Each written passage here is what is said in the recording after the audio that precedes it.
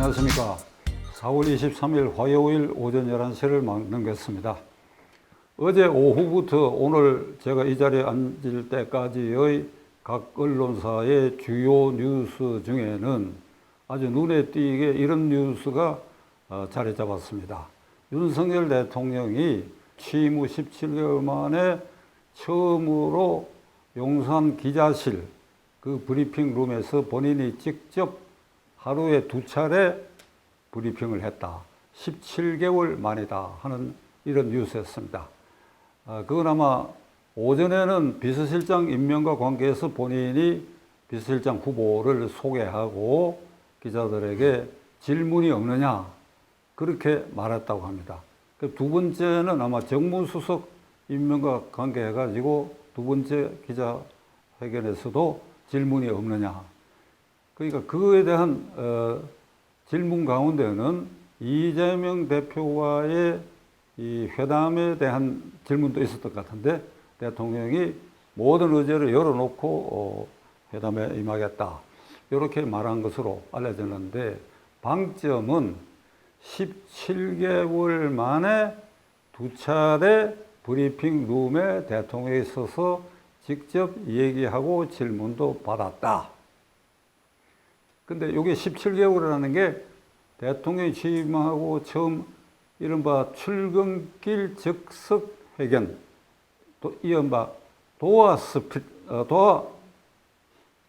스태핑, 이걸 말하는데 그게 MBC 기자의 그 돌출 행동으로 이게 중단됐습니다. 중단된 이후 17개월 만이라고 하는데 대통령의 선거 주요 공약은 청와대에서 용산으로 집무실을 옮기는 것은 2층의 집무실, 1층의 기자실, 수시 기자회견 이걸 공약한 겁니다. 청와대는 구중궁궐 대통령 집무실에서 기자회견장인 춘추관까지는 차를 타고 와야 할 거리입니다. 그러니까 구중궁궐에 소통이 전혀 안 되는 그런 위치에 대통령실이 있다. 용산에 옮겨서 2층에서 1층으로 수시로 기자회견을 하겠다. 이 공약에 비추어 보면 23개월 만에 비로소 그 첫 공약을 지킨 것이라고 저는 생각합니다.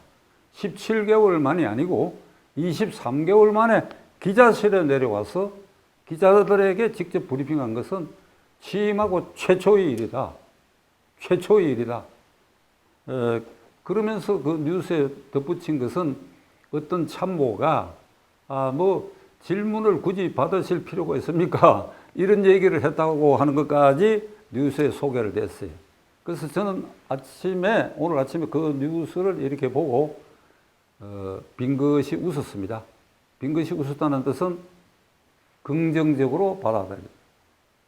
윤 대통령님, 진작 출발부터 이렇게 해야지요. 진작 출발부터 이렇게 해야지요. 그리고 그게 어떤 참모인지는 모르겠으나 추가 질문을 안 받았으니 게 좋겠다 하는 그 참모에게는 기합을 넣었어요. 기합을. 자를 것까지는 없는데 기합을 넣었어요. 왜 질문을 막으려고 하느냐. 그러니까 기자실에 들어서면 어떤 주제로 기자회견을 하는데 질문에는 그 주제와 관련 없는 질문이 쏟아져 들어와도 그걸 받아야 합니다. 이게 소통이에요.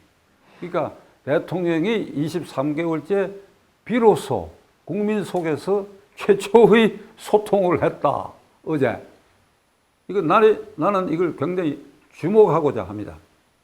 윤 대통령은 이번 선거의 패인을 어느 정도 검토했다라고 보아지는데 그 흔적이 이제 기자실 브리핑으로 나타났다고 보는데 이번 선거 패인이 100가지 이유가 있다 하자면 그 중에 가장 주체적이고 압도적인 패인의 원인은 대통령 자신에게 있습니다. 대통령이 들으면 섭섭할지 모르겠으나 대통령 자신에게 있습니다. 선거가 4월 10일인데 그 주말 4월 14일 날 제가 택시를 탔는데 그 택시 기사가 아주 표준적인 그 선거 패인에 대해서 얘기를 했어요.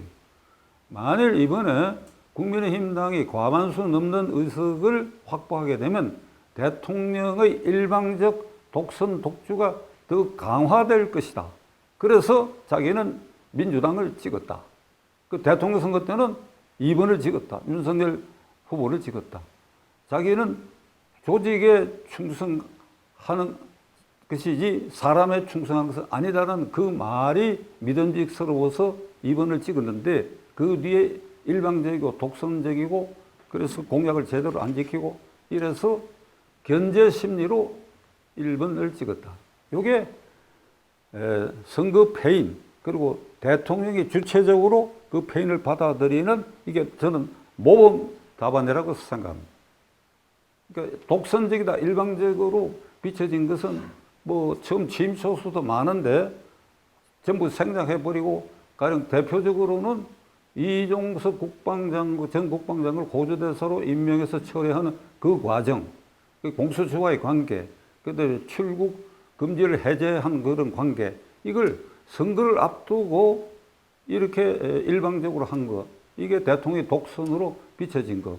김태우 강서구청장이 대법원에서 유죄 판결을 받고 그 직위가 이게 해제됐을 때 보궐선거에 그를 다시 내세운 것. 이것도 대통령의 일방적 결정으로 보여지는 대목이고, 그 다음에 부인 김 여사와 관계되는 일 때문에 금년에도 연두 기자회견을 안 했다는 사실, 이런 걸 국민들이 다 알게 됐어요.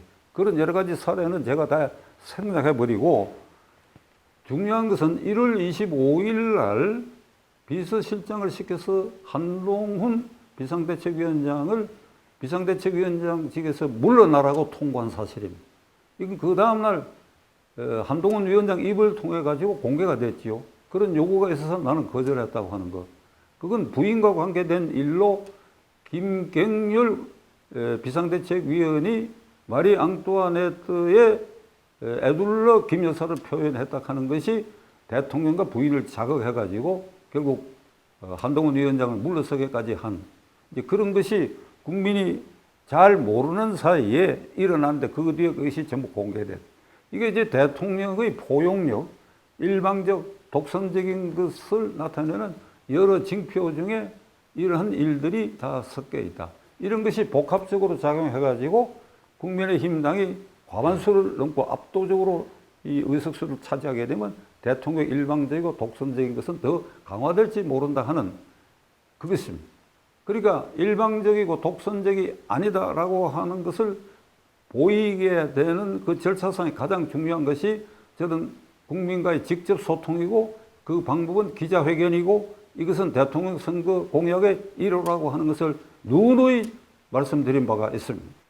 만일 대통령이 어제 보인 그런 자세로 무슨 질문이든지 하라고 이래가지고 거기에 웃으면서 답변하고 여유를 보이는 이런 자세로 수시로 기자회견을 한다고 한다면 총리를 굳이 바꾸고 뭐 비서실장을 바뀌었지만은 굳이 바꾸고 또 장관을 굳이 바꿔서 국민들에게 인사를 통해 변한 모습을 보일 그럴 필요가 없습니다.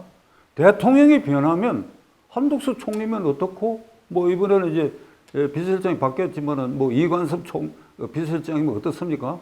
대통령이 변해갖고 국무총리에게는 이 헌법에 정해져 있는 대로 대통령의 명을 받아 국정 전반을 통할한다고 되어 있으니까 상당한 권력을 국무총리에게 위임하는 겁니다. 당신이 각 부처를 이러이러한 테두리 안에서 언제든지 진두지휘하라. 그리고 언제든지 주례회동 등을 통해서 할 말을 하라. 이런 자세를 열어놓으면 한덕수가 되든 누가 되든 그게 무슨 상관이 있느냐. 그 비서실장도 마찬가지예요. 그런데 쓴소리 하는 사람이 없다. 이런 얘기가 계속 흘러나오고 있는 것은 대통령 입장에서는 이게 모욕적으로 받아들여야 됩니다.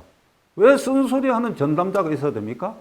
왜 국무총리나 장관이나 비서실장은 반드시 쓴소리 하는 사람을 골라야 된다. 이건 대통령에 대한 모욕이지요. 대통령 원래 쓴소리를 듣는 자리예요. 국민으로 쓴소리를 듣는 거예요. 공개적으로 듣는 자리가 그것이 기자회견이다 이게. 그러니까 어제 보인 그런 태도예요. 근데 비서실장과 정부수석을 임명하는 두 차례 그 회견에서 그러니까 이재명 대표와의 면담의 방향에 대해서 질문 나오는 거, 그 두 개 주제와는 관련 없지만 일단 대통령이 공개석상에 서면 기자들이 무슨 질문이라도 할 수 있는 것입니다. 이걸 처음부터 확 열어잡겠다면 부인에 대한 거, 뭐 한동훈에 대한 거, 김태우에 대한 거, 그게 뭐가 두렵습니까? 어제 그런 식으로 다 대응을 하고 부족하면 계속 다음으로 기자회견을 통해 가지고 응어리 맺힌 거, 의심이 나는 거, 잘못한 거. 우리 이 정교에서는 반성한다, 사과한다, 내가 잘못했다, 이 말을 깊이 하려고 해요. 그러면 안 됩니다. 인간이 100% 완벽한 사람이 어디 있습니까? 다 구멍구멍이 있었었죠. 나 그때 실수다, 잘못했다, 뭐 누구가 이건 확실히 잘못한 일이다, 내 아내도 이런 부분 잘못했다, 그리고 이 정책은 잘못했다, 내가 말을 잘못했다, 내가 서둘러 이 얘기를 했다, 앞으로는 안 그러겠다. 이게 왜 그렇게 말하는 게 힘듭니까? 그렇게 말하는 게 힘듭니까? 그러니까 대통령이 변해야 된다. 대통령이 변하는 모습의 초보 단계를 어제 보여준 것이다. 저는 이렇게 믿고 해석하고자 합니다. 이번 지역구 선거 결과는 국민의힘당이 90석, 민주당이 161석, 71석 차이. 이게 국회의석 300석에서 이걸 나누어 보면 25% 이상의 이게 의석수 차이가 나는데, 국민의힘당과 이 민주당 후보의 총 득표수를 집계하면 5% 차이밖에 나지 않아요. 그리고 수도권 곳곳에서 전부 간발의 차이로 아슬아슬하게 되기도 하고 안 되기도 해요. 그리고 인구의 3분의 1이 투표에 불참했다. 그 투표에 참가는 3분의 2도 아주 중간 부동층의 미세한 표 차이로, 그것이 제도상 원리 때문에 의석수에는 이렇게 현격한 차가 났다. 그러니까 그 미세한 민심에 이것이 자극적으로 어떻게 비춰지느냐에 따라서 이것이 이번 선거가 이런 결과에 나왔다. 그것이 나 대통령 때문이다. 무엇 때문이냐? 소통 부재, 독선, 독주로 비춰진 것 때문이다. 이렇게 딱 해석을 한다 그러면 어제 이후에 대통령이 어떻게 해야 된다, 그리고 사람을 씀에 있어서도 어떤 기준으로 써야 된다, 이것이 확연히 드러나리라고 생각합니다. 윤석열 대통령은 평생 검사를 했고 검찰총장에서 1년 만에 대통령으로 직행했습니다. 검사는 그 직업상 질문하는 자리죠. 질문, 피의자, 피고인, 참고인, 뭐 증인 불러가지고 어제 누구하고 만났느냐, 돈 봉투를 받았느냐, 받은 봉투를 전달했느냐, 봉투 속에서 얼마를 떼먹었느냐, 누구하고 상의를 했느냐, 그리고 어제는 이렇게 얘기해놓고 오늘은 와 이 말을 뒤집느냐, 이렇게 검사는 묻는 자리입니다. 이럴 때 그 당사자인 피의자나 참고인은 검사님이 왜 저에게 질문만 하십니까? 안 하지요. 그러니까 일방적으로 질문만 하고 조서에 기재하는 자리입니다. 이러다가 대통령이 되었어요. 그러니까 김영삼 대통령 이래에 지금까지 역대 대통령은 다 국회의원 경험을 가진 사람들. 그 중에도 낙선 경험을 가진 사람들. 김영삼, 김대중, 이명박, 노무현 다 낙선 경험을 가졌어. 그러니까 이들의 이런 경험을 통해 가지고 민심이 얼마나 무섭다는 거, 소통이 얼마나 중요하다는 걸 다 아는 사람들인데도 불구하고 결국 대통령 자리에 앉아서는 그 결과가 성공하지 다 못했다. 이만큼 대통령 자리가 무겁고 힘들고 어렵고 국민과의 소통이라고 하는 것이 중요하지만은 그것이 굉장히 민감하고 어려운 것이라고 하는 것을 윤 대통령이 이제 깨달을 때가 나는 확실히 왔다고 생각합니다. 제가 한번 언급한 일이 있습니다.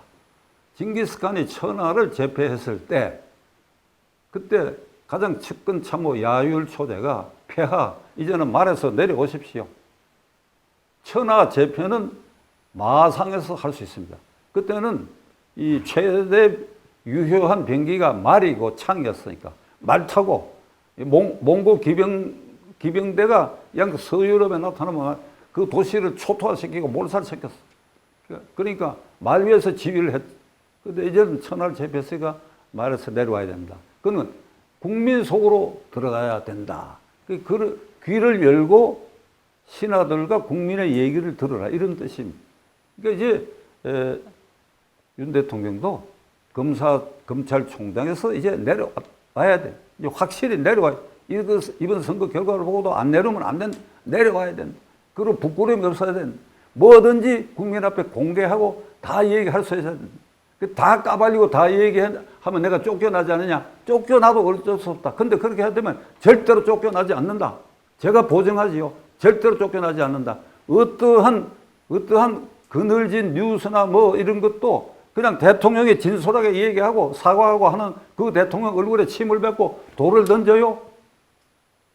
오늘 아침 화면을 보니까 어제 기자회견장에서 이렇게 아주 밝은 얼굴로 웃는 걸 보고 저 얼굴에 어떻게 침을 뱉겠느냐 이거예요. 뭐든지 질문하라고 하는 그 기자들 앞에서 웃는 얼굴에 대해서 그런 것입니다. 그러니까 대통령께서 이거 확신을 가져야 됩니다. 제가 취임 초부터 이 얘기를 늘 강조해 왔어요. 그래서 제가 루즈벨트와 처칠의 그 소통 방법에 대해서도 한두 차례 얘기한 바가 있습니다. 루즈벨트는 이른바 세계 공황이 절정에 달했을 때 33년에 대통령 자리에 앉았습니다. 처칠은 2차 세계대전이 히틀러에 의해서 체코 침공으로 시작됐을 때 수상 자리에 앉았습니다. 두 사람이 다 국가 위기에 그 최고 책임을 맡았는데 이걸 유효하게 극복한 것은 소통이에요. 소통. 국민 속에서. 국민에게 모든 것을 정직하게 얘기하고 잘잘못에 대해서 국민의 판단을 받는데 전혀 주저함이 없이 정직하게 대응했다. 이겁니다. 이겁니다. 그것이 결국은 경제공황을 극복하는 동력이 됐고 2차 세계대전 이게 초기에 히틀러 군대에 의해서 폭격을 당하고 그냥 버킹엄 궁 일부도 파괴되고 하는 그 속에서도 국민들의 용기를 부추겨 가지고 전쟁을 승리로 이끌게 된 동력이 바로 이 소통에 있었다 하는 것을 윤석열 대통령은 명심해야 됩니다. 미국의 경우에는 클린턴 대통령 때 일을 제가 확실히 하나 기억을 하는데 그때 그 외국 원수가 와서 정상회담을 하는데 이 백악관 잔디에서 이제 클린턴 미국 대통령과 외국 정상이 이렇게 마주서가 이제 기자회견을 시작하는데 그 미국 기자가 손을 들고 첫 질문이 클린턴에 대해서 뭘 질문하는가 하니까 루인스키 스캔들에 대해서 질문을 하더라고. 아니, 나 이거 정상회담 주제와도 관련 없고 외국의 국가 원수가 이게 모셔진 자리에서 자기 나라 대통령에 대해서 그 주제와는 전혀 관계없는 루인스키 스캔들에 대해서 클린턴 대통령 입장을 묻는 질문을 하더라고. 그러니까 기자들은 대통령이 뉴스원으로서는 최고니까 뉴스 생산하는 말하자면 원천은 최고 원천은 대통령이니까 떡 본 김에 제사 지낸다는 말대로 본 김에 질문을 그렇게 하는 겁니다. 그 다음으로 뭐 정상회담 내용을 뭐에 대해서 설명하는 걸 제가 본 일이 있는데 바로 이겁니다. 그걸 피할 필요가 없다 이게. 피할 필요가. 제가 에피소드 그 루즈벨트 대통령이 세 번째 당선된 직후에 반대당인 공화당에서 선거운동 기간 내내 이게 대통령이 전용열차, 전용기를 타고 다니는데 가족과 자기 애견을 거기 태우고 다녔다. 이걸 그냥 공격을 했어요. 애견까지 태우고 다녔다. 국가 자산을 함부로 무단 사용했다.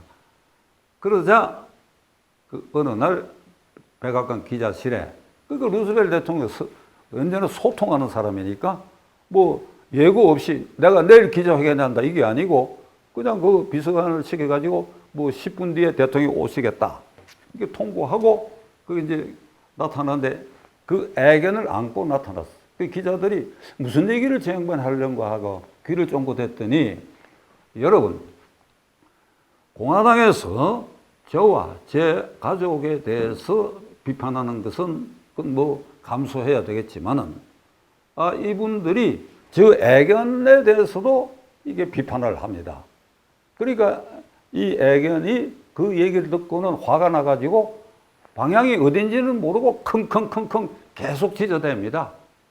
그러니까 제발 공화당 당국은 즉 애경까지 비판하는 것은 삼가해 주시기 바랍니다. 기자회견 끝입니다. 추가 질문 그 부분 없지요? 끝입니다 하고 돌아서는데 기자들이 박장대소를 했어. 그러니까 공화당 간부들을 자기의 애견 수준으로 낮춘 것입니다.